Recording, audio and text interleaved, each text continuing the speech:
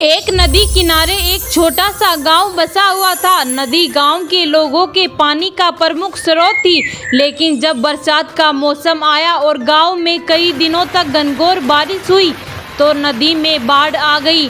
बाढ़ का पानी पूरे गांव में भर गया, मकान पानी में डूब गए, लोगों को सुरक्षित स्थानों पर भागना पड़ा।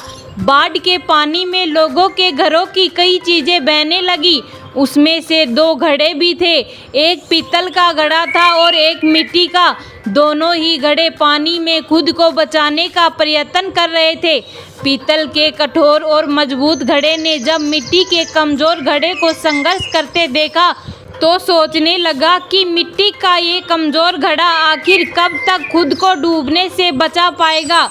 मुझे इसकी सहायता करनी चाहिए। उसे मिट्टी के घड़े से कहा, मित्र सुनो, तुम मिट्टी के बने हुए हो और बहुत कमजोर हो।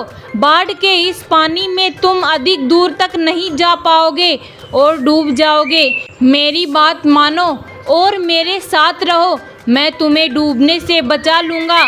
मिट्टी के घड़े ने पीतल के घड़े को देखा और उत्तर दिया, मित्र, तुम्हारी सहायता के प्रस्ताव के लिए धन्यवाद, लेकिन मेरा तुम्हारे आसपास रहना मेरे सलामती के लिए उचित नहीं है।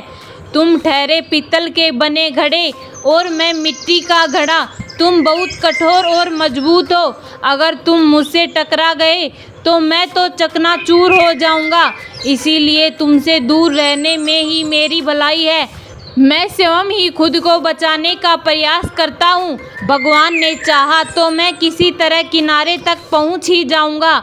इतना कहने के बाद मिट्टी का घड़ा दूसरी दिशा में बहने का प्रयत्न करने लगा और धीरे धीरे पानी के बहाव के साथ नदी किनारे पहुंच गया। वहीं दूसरी ओर पीतल का भारी घड़ा भी प्रयत्न करता रहा, लेकिन नदी के पानी के तेज बहाव में खुद को संभाल नहीं पाया।